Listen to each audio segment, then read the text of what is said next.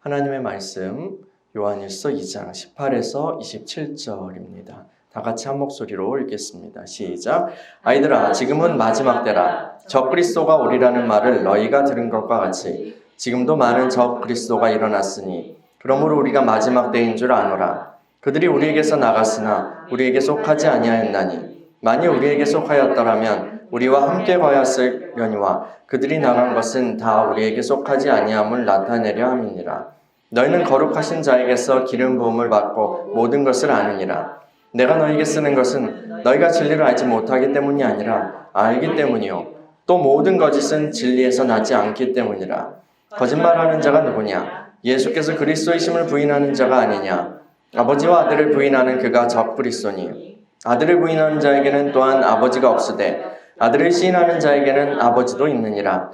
너희는 처음부터 들은 것을 너희 안에 거하게 하라. 처음부터 들은 것이 너희 안에 거하면 너희가 아들과 아버지 안에 거하리라.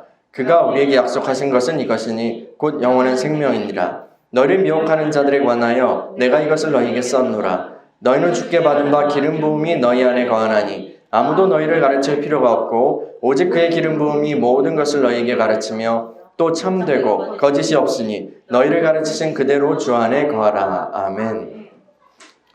하나님, 오늘도 주의 말씀 앞에 섭니다. 주의 음성 들려주시고 빛 비춰주셔서 하나님의 마음 알게 하시고 또 우리를 부르신 그 부르심과 구원의 풍성함 가운데에서 하나님의 놀라운 생명 누리게 하여 주시옵소서. 이 시간에 임하여 주시고 하나님의 성령님 운행하여 주시고 하나님께서 역사하여 주셔서 우리가 주의 말씀으로 형성되며 하나님께 영광 돌리는 존재로 그렇게 나아가게 하여 주시옵소서. 말씀을 전하는 종을 붙잡아 주시고 주의 능력으로 충만케 채워 주시옵소서.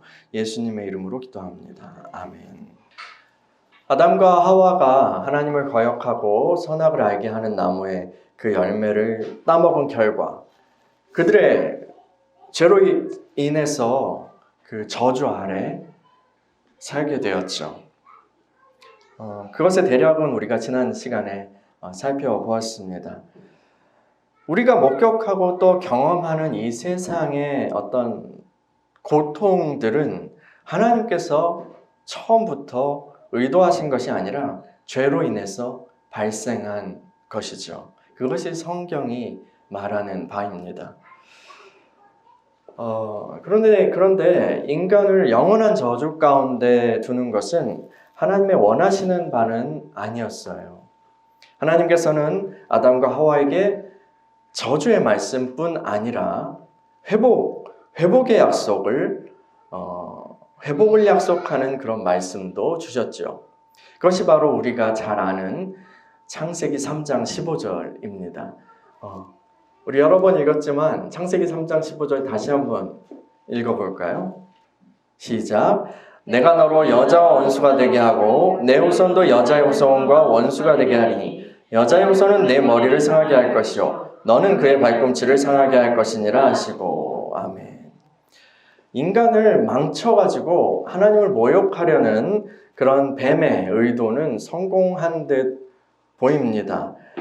그러나 하나님은 언젠가 여자의 후손이 직역하면 여자의 씨가 나타나 뱀의 머리를 부술 것을 말씀하셨어요. 이 말씀은 비참한 지경으로 타락해버린 이 사람들의 유일한 위로와 소망이 됩니다. 그런데 그것을 같이 듣고 있던 뱀은 어땠을까요? 그리고 그 뱀 배후에 있는 그 세력들은 이 말씀을 듣고 마음이 어땠을까요? 그 하나님의 원수들은요, 이 말씀 때문에 엄청 불안해졌을 거예요. 그래서 창세기 이제 4장 이후에 진행되는 성경의 이야기는 이 여자의 후손이 나타나기까지 하나님께서 진행시키시는 그 일들과 또 그 계획을 어떻게든 좌절시키려는 뱀의 후손, 즉 하나님의 원수들의 싸움이라고 할 수 있습니다. 하나님은 택하신 사람들을 통해서 그분의 구원 계획을 진행시켜 나가시죠. 아브라함과 이삭을 통해서, 또 야곱, 이스라엘을 통해서 하나님의 백성들을 세워 나가시죠. 이스라엘의 역사가 진행되는 동안 하나님은 이 창세기 3장 15절에 약속하신 여인의 후손에 대해서 점점 더 많은 것을 말씀하세요. 그리고 마침내 이 여인의 후손이 이 땅에 오십니다. 그분은 아브라함과 다윗의 후손이신 예수님이십니다. 예수님이 이 땅에 오셨을 때요, 귀신들은 그분을 알아보고 두려워 떨었어요. 마귀는 악한 사람들을 통해서 예수님을 공격했고요, 이 십자가에 그분을 못 박는데 성공합니다. 그러나 이 일은 다 하나님의 말씀이 이루어진 거였어요. 하나님은 성경대로 예수님을 죽은 자들 가운데서 일으키셨죠. 오히려 이 일을 통해서 패배한 것은 옛 뱀, 즉 마귀였던 거예요. 예수님은 그래서 마귀의 일을 멸하러 오신 그리스도이십니다. 그리스도를 믿는 자들은 마귀의 노예 신세에서 해방되어서 하나님의 자녀가 되는 권세를 누리게 되는 것이죠. 뱀의 머리가 박살났지만, 근데 하나님은 그들을 아직 다 처분하신 것은 아니에요. 마귀의 잔당들은 여전히 이 세상에서 최후의 반항을 계속하고 있습니다. 예수님이 승천하신 이후에 그 주님의 권세를 가지고 뱀의 세력과 뱀의 잔당들과 싸움을 벌여야 하는 것은 이제 그분의 제자들, 그분의 몸인 교회의 몫이 되었죠. 저와 여러분들이요. 주님께서 다시 오셔서 이 세상을 심판하실 때까지 우리는 주님의 이름으로, 주님의 권세로, 성령의 능력으로 그 주님의 원수들과 싸움을 벌이고 사람들을 해방시켜야 합니다. 믿는 이들은 모든 족속에게 나아가서 복음을 전하고 그리스도의 몸을 세움으로써 하나님의 통치를 확장시키는 사명을, 이 땅에서 하나님의 통치를 확장시켜 나가는 그 사명을 맡았죠. 그래서 복음 사역은요, 마귀의 잔당들을 부수고 그들로부터 사람들을 구출해 오는 일입니다. 때가 되면 주님께서는 다시 오셔서 이 세상을 심판하시고 모든 것을 새롭게 하실 거예요. 순종하는 자들은 영원한 생명을 누릴 것이고, 불순종의 자녀들은 마귀와 그들의 졸개들을 위해서 마련된 불못에서 멸망당하게 될 것입니다. 우리는 주님의 성육신과 주님의 재림 사이의 시대를 살고 있어요. 성경은 이 시기를 종말, 곧 마지막 때라고 부릅니다. 우리는 마지막 때를 살고 있는 거예요. 이 세상의 마지막 때요. 그리스도가 오시기 전에도요, 그리고 이 땅에 성육신 하셔서 활동하실 때에도요, 하나님의 원수는, 마귀는 어떻게 해서든 하나님의 구원 계획을 좌절시키려고 온갖 노력을 다해왔어요. 지금 마귀는 머리가 깨진 상태이지만 여전히 하나님의 원수로 못된 짓을 행하고 다니고 있죠. 지금도 마귀는 우는 사자처럼 먹이를 찾아다닙니다. 할 수 있다면 믿는 자들까지도 망가뜨리려고 온갖 애를 쓰고 있는 거죠. 이 마귀와 그 세력들은요, 자신들이 끝내 망할 거라는 걸 알고 있어요. 근데요, 끝까지 돌이키지 않고 자신과 함께 망할 자들을 어떻게든 더 끌어모으려고 하고 있는 거예요. 너 죽고 나 죽자는 그래서 마귀 전략인 거예요. 마귀가 원하는 것은 도둑질하고 죽이고 멸망시키는 거예요. 구약 성경의 예언들은요, 장차 그 여인의 후손, 그리스도께서 오셔서 온 세상의 왕이 되실 것을 말하고 있어요. 예언하고 있죠. 그런데 동시에 성경은요, 그 그리스도를 대적하는 자들이 함께 일어날 거라고 그것에 대해서도 말하고 있습니다. 특히 다니엘서는 마지막 때에 하나님과 그의 기름 부음 받은 그리스도를 대적하는 어떤 강한 세력이 나타날 것을 생생하게 예언하고 있습니다.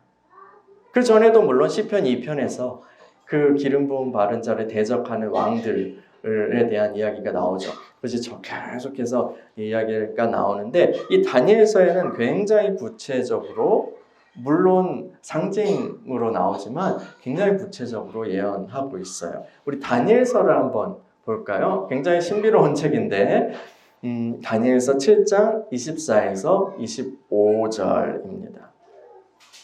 24, 25절 읽어볼게요. 시작. 그 열불은 그 나라에서 일어날 열왕이요 그 외에 또 하나가 일어나리니 그는 먼저 있던 자들과 다르고 또 새 왕을 복종시킬 것이며 그가 장차 지극히 높으신 이를 말로 대적하며 또 지극히 높으신 이의 성도를 괴롭게 할 것이며 그가 또 때와 법을 고치고자 할 것이며 성도들은 그의 손에 붙임받으여 한 때와 두 때와 반 때를 지내리라.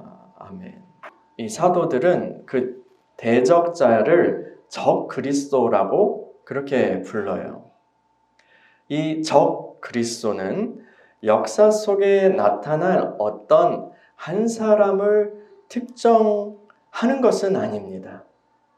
어떤 한 사람을 특정하는 것은 아니고 이 사도들은요, 적 그리스도를 어떻게 이해했냐면 이 모든 시대에서 그리스도를 대적하며 교회의 복음 사역을 방해하는 모든 사람들 혹은 그 세력들을 가리키는 것으로 그렇게 말하고 있어요. 그게 적 그리스도입니다. 그리스도의 원수라는 거죠. 반대편이라는 거예요. 이 그리스도께서요, 각 시대마다 그분의 종들을 일으키셔서 복음을 전하게 하시고 또 교회를 세워 나가셨던 것처럼 마귀도 자신의 종들을 일으켜서 자신의 일을 행하게 합니다. 마귀는요, 하나님을 참 조악하게 모방하길 좋아해요. 하나님의 짝퉁이에요. 이 다니엘서 말씀에 의하면요, 적 그리스도는 성도들을 괴롭게 한대요. 또 그 말로 하나님을 대적하는 존재래요. 말씀의 전파를 위해서 말씀의 전파를 방해하기 위해서 마귀가 쓰는 그런 방법 중 하나는 성도들을 핍박하는 것이죠. 복음 전하면 너 죽인다. 복음 전하면 너 죽일 거야. 예수 믿으면 죽일 거야. 라고 하는 거예요. 우리나라도 굉장히 많이 죽었죠. 그 선교 복음이 들어왔을 때 천주교인들이 그렇게 많이 죽었어요. 그래서 우리 합정동에 보면은 거기 절두산, 무시무시한 이름이죠. 절두라니 머리를 자르는 그런 곳이라는 이름이잖아요. 교회 역사 가운데 그리고 이 시대에도요, 아직도 어떤 장소에서는 마귀가 그 믿는 자들을 사납게 핍박합니다.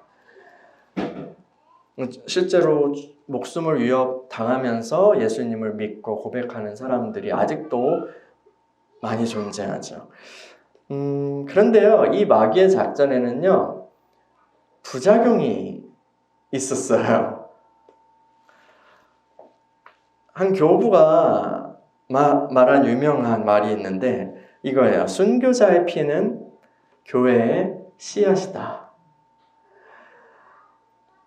이 말처럼 놀랍게도 교회가 탄압 속에서도 핍박 속에서도 많은 순교자들이 발생하는 그 속에서 더욱더 강하게 그 땅에 뿌리를 내리고 또 자라갔던 거예요. 마귀가 쓰는 또 다른 전략은요, 이 말을 사용하는 거였죠. 우물에 독을 타듯이 하나님의 말씀 자체를, 복음 자체를 오염시키는 방법이에요. 하나님의 말씀을 왜곡시킨다는가, 오염시키는 거죠. 아담과 하와의 시대에 옛 뱀이 이 전략으로 성공했잖아요. 통했던 거예요. 이 사도들의 시대에도요, 사도들이 전한 그 복음을 왜곡하는 사람들이 많이 나왔다는 것을 우리는 신약 성경을 통해서 알 수 있어요. 그 시대에부터 지금까지 복음을 왜곡하거나 아니면 다른 것을 섞어서 사람들을 미혹하는 것은 마귀의 주된 전략 중 하나예요. 적 그리스도의 주된 전략 중 하나예요. 초대 교회 때부터 교회는 이렇게 안팎으로 공격을 받아왔죠. 장로 요한의 공동체에서도 말씀을 왜곡시키는 적 그리스도들이 많이 일어났습니다. 그들은 전에 이 사람들은 요한과 같은 공동체에서 믿음 생활을 함께 했었던 사람들이었나 봐요. 그런데 지금은 분리돼서 나간 자들이었어요. 이런 사람들은 우리는 흔히 이단이라고 부르죠. 요한은 성도들이 적그리스도의 그 독소에 오염되지 않기를 바라면서 몇 가지 권면을 합니다. 이것은 오늘날 우리들도요, 크게 들어야 하는 말씀이에요. 지금도 적그리스도는 열정적으로 활동하면서 성도들을 미혹하고 있기 때문이에요. 이 적그리스도의 공격으로부터 우리의 믿음을 지키려면 어떻게 해야 될까요? 장로 요한은요, 성도들에게 처음부터 들은 것을 너희 안에 거하게 하라라고 말해요. 요한일서 2장 24절입니다. 요한일서 2장 24절 읽어볼게요. 시작. 너희는 처음부터 들은 것을 너희 안에 거하게 하라. 처음부터 들은 것이 너희 안에 거하면 너희가 아들과 아버지 안에 거하리라. 아멘. 처음부터 들은 것은요, 예수 그리스도의 사도들이 전한 그 복음을 가리킵니다. 처음부터 들은 것, 즉 사도들이 전한 그 복음이 신자의 우리들의 믿음의 표준이고요, 또 기준이 되는 거예요. 바울은요, 갈라디아서에서요, 자신이 전한 그 복음 외에 다른 것을 전하는 자들은 저주를 받을 것이다 라고 말하죠. 사도들이 전한 복음은요, 사도들이 스스로 만들어낸 이야기가 아니에요. 예수님을 경험했던 것들을 추억하면서 기억해내서 그것들을 골똘히 묵상하고 생각하면서 그렇게 만들어낸 것이 아니에요. 십자가는 이런 의미일 거야, 혹은 이런 의미가 되어야 해, 이런 식으로 한 게 아니라 이 사도들이 전한 복음은요, 하나님께서 그들에게 계시해 주신 거예요. 하나님이 그들에게 계시해 주신 거예요.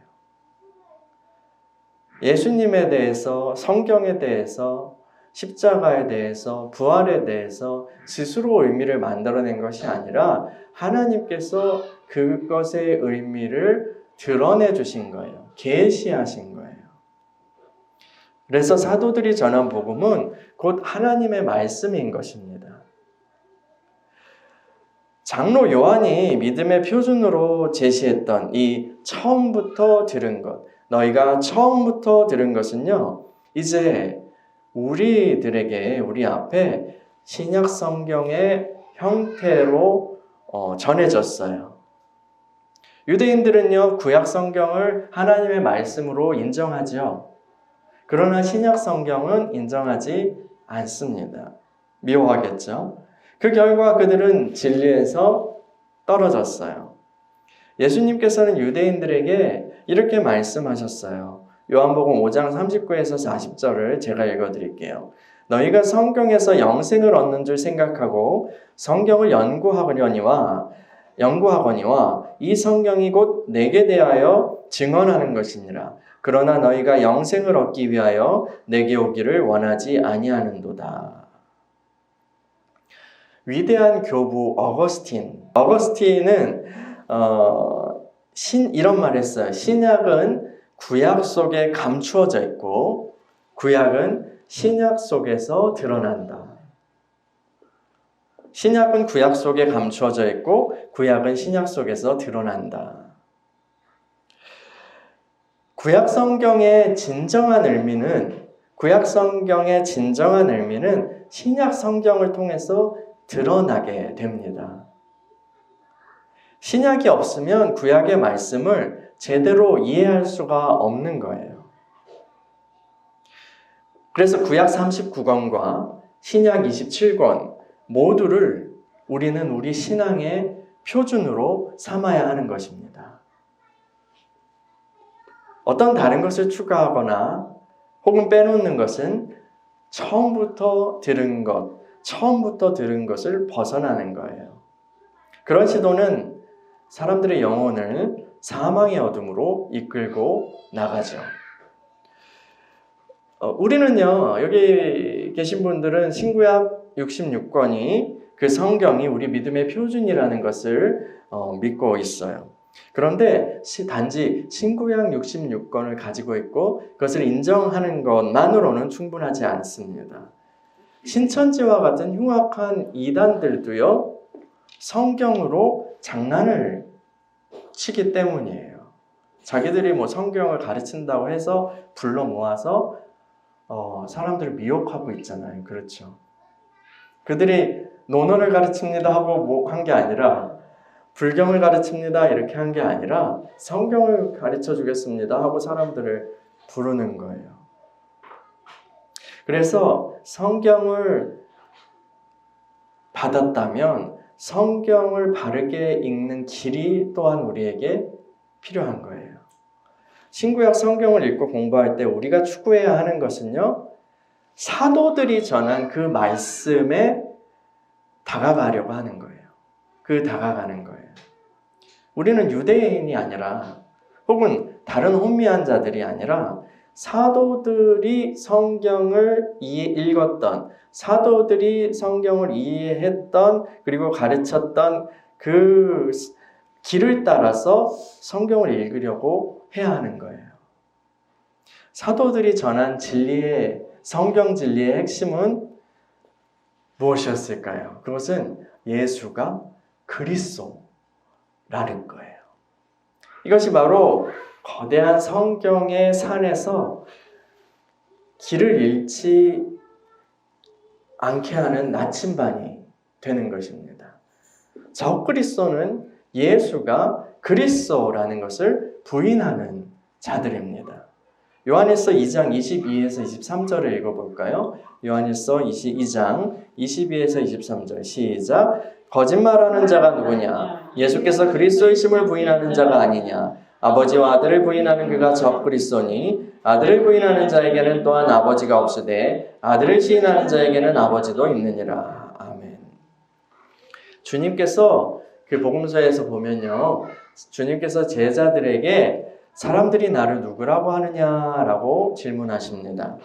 그 제자들은요, 어떤 사람들은 엘리야라고 하고요, 어떤 이들은 세례 요한이라고 하고, 아니면 예레미야나 아니면 다른 선지자일 거라고 얘기하는 사람들도 있어요 라고 대답하죠.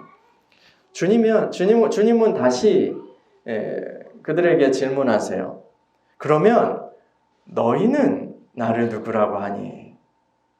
그때 누가 대답하죠? 네, 시몬 베드로가 이렇게 말합니다. 주는 그리스도시요 살아계신 하나님의 아들이십니다. 주는 그리스도시요 라고 고백해요. 주님께서는 그 말씀을 듣고 이 신앙 고백 위에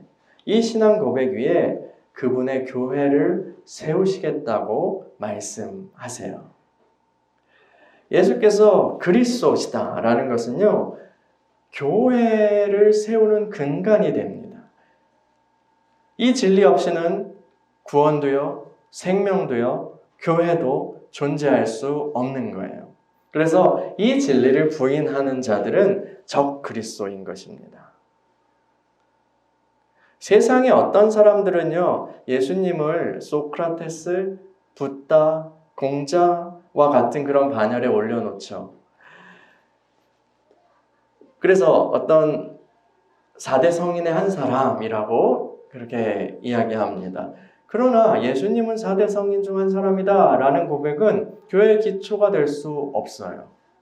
어떤 사람들은 예수 그리스도를 급진적인 정치 사상가 혹은 혁명가로 이해하고 싶어 합니다. 물론 그분에게는 그런 면모가 존재합니다.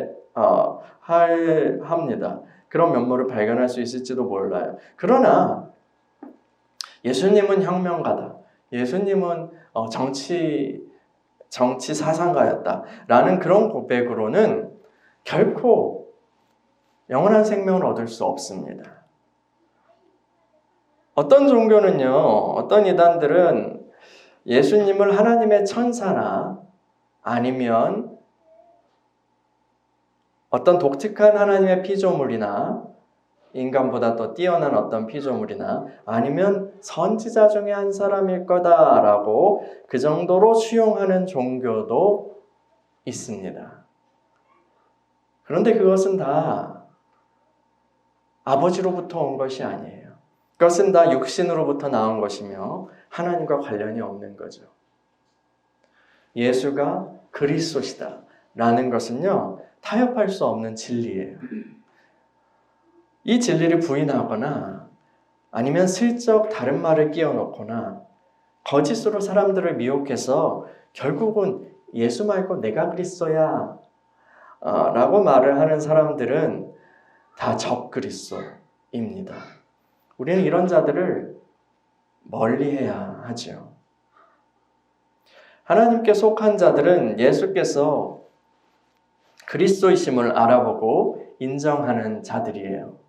베드로가 아까 주는 그리스도시요 살아계신 하나님의 아들입니다 라고 그렇게 고백을 했을 때 주님께서는 이 말도 하셨어요. 바요나 시몬아, 요나의 아들 시몬아, 네가 복이 있도다.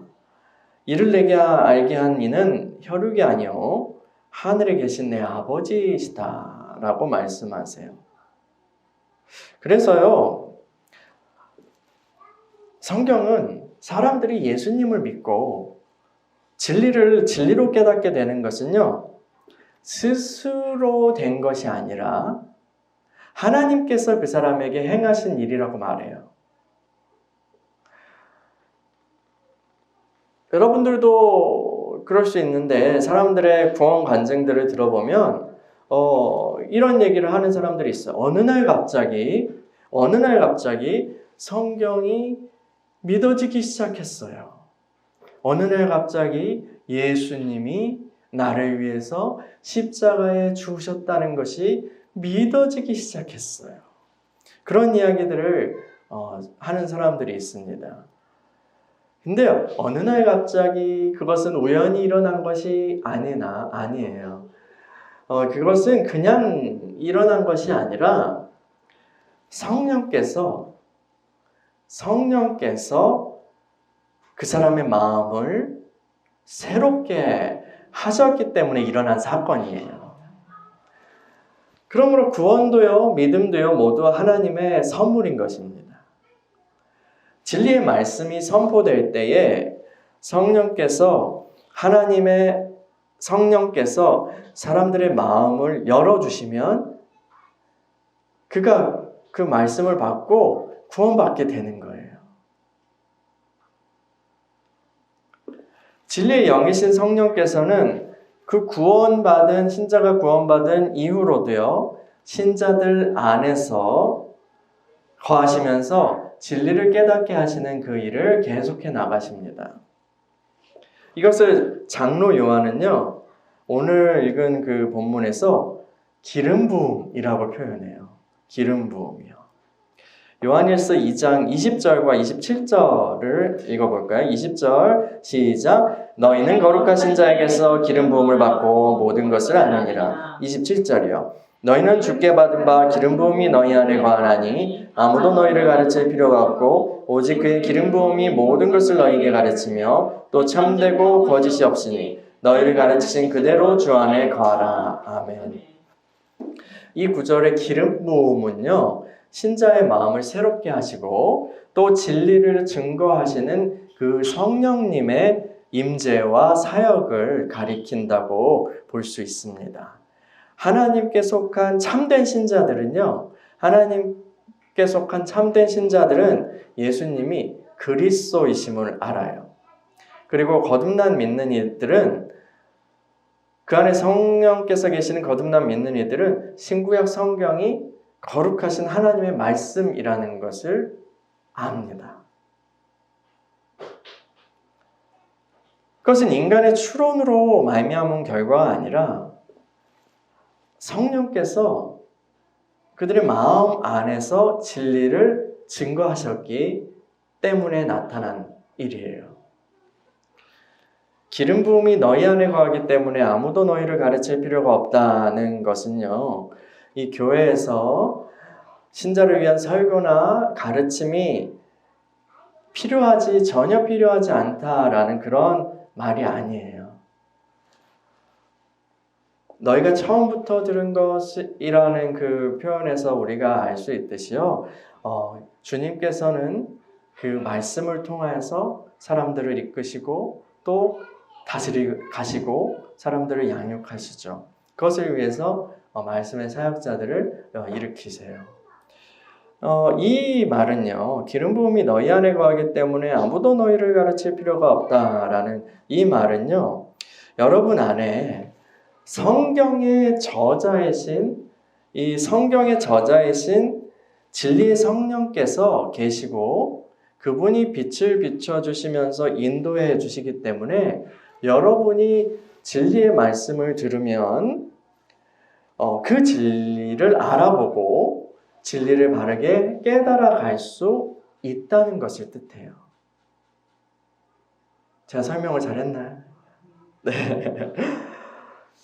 처음에 복음을 듣고 그리스도를 믿는 믿음을 주신 분도 성령이시고 그리스도 안에 있는 풍성한 진리로 우리를 인도하시는 분도 성령님이세요. 그래서요, 설교도요, 성경 공부도요, 묵상도요, 성령께서 빛 비춰 주실 때만 우리는 열매를 맺을 수 있는 거예요. 성령 사역이 따로 있고 말씀 사역이 따로 있지 않습니다. 모든 사역은 성령 사역입니다. 여러분, 신자가 적그리스도의 미혹을 피해서 미혹하는 적그리스도의 그 함정을 피해서 믿음의 여정에서 끝까지 승리하려면 견고한 믿음이 필요해요. 견고한 믿음으로 세워지는 것이 필요해요. 그 견고한 믿음은요, 내가 믿는다 하는 그런 것이 아니라 진리 안에 거하는 믿음입니다. 견고한 믿음은 진리 안에 거하는 믿음이에요. 하나님께서는 신구약 66권의 성경 말씀을 통해서 그 성경 말씀으로 그 진리를 계시하셨어요. 이 성경 진리를 알기를 더욱 사모합시다. 성경을 읽는 것은요, 하나님의 거룩한 계시의 산으로 여행을 떠나는 것과 같아요. 그래서 그 산 속에서 길을 잃지 않기 위해서는요, 나침반이 필요합니다. 그 나침반이 바로 예수 그리스도세요. 예수 그리스도. 예수가 그리스도시다. 구약 성경은 아까 처음에서 얘기한 것처럼 여인의 씨가 올 것이다 라고 시작해서 그분이 오신다, 그분이 오실 거야, 그분이 오시면 이런 일을 하실 거야, 그분이 어떻게 오실 거야, 그분이 오셔서 이 일을 하실 거야 라는 걸 끊임없이 얘기해요. 그분에 대해서 이렇게 얘기하고, 그리고 오실 거야 라고 하는 거기서 끝나요. 근데 신약 성경에서 바로 그 구약 성경에서 말씀하신 그분이, 그 거룩한 씨가, 여인의 후손이 예수님이셔, 그분이 그리스도셔 라고 하면서 그 예수 안에서 이 말씀들이 성취되고 회복되고 우리 안에 이러한 일들이 풍성하게 팍 하고 드러나요.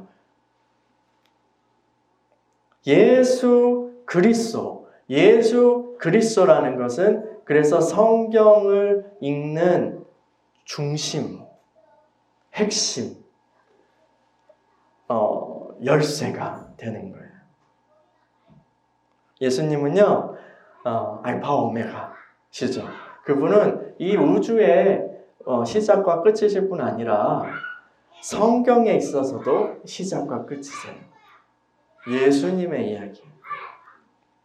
우리 믿음에 있어도 그분이 시작과 끝이세요. 출발점이시고 목적이세요. 여러분, 이게요, 사도들이 받은 계시였어요. 예수님, 말씀이 사람이 되셔서 우리 가운데 거하셨어. 그분이 성경이 얘기했던, 선지자들이 얘기했던 그 세상 죄를 지고 가는 하나님의 어린 양이셔.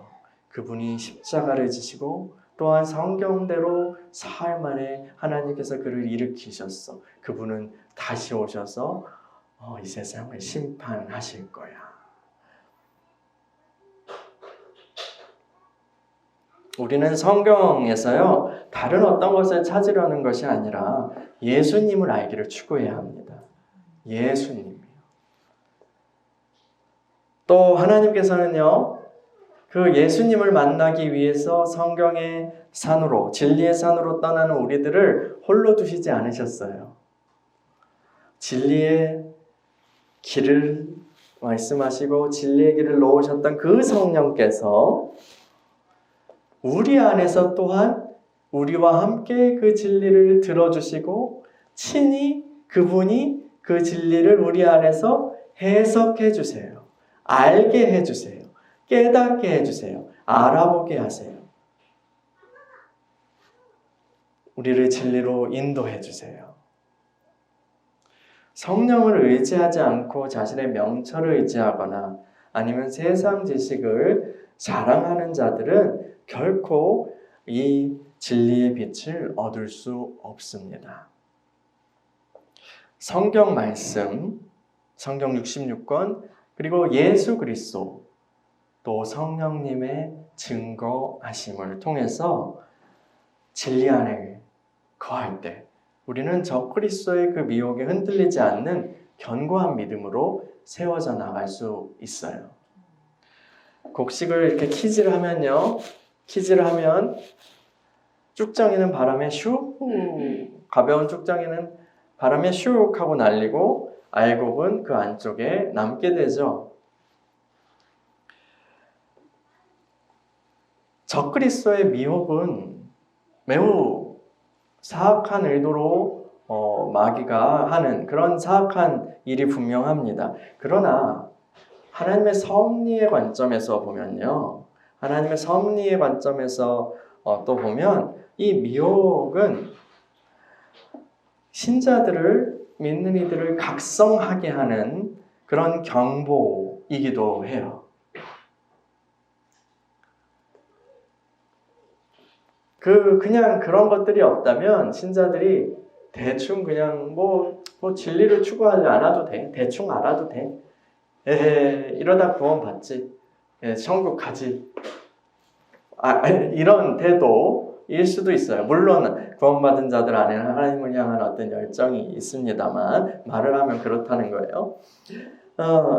그런데 이 미혹이라는 것 때문에 신자들이 각성해서 살기 위해서 내가 견고한 믿음 안에 서야 되는구나 하고 딱 정신을 차리고 깨어 있어서 진리의 길로 열심히 뛰게 하는 그런 일들이 일어나는 거죠.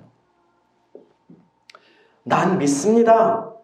난 신자예요. 난 믿습니다. 라고 말하지만 그 믿음의 내용물이 부실한 신자는요, 바람에 휴 하고 날아갈 거예요.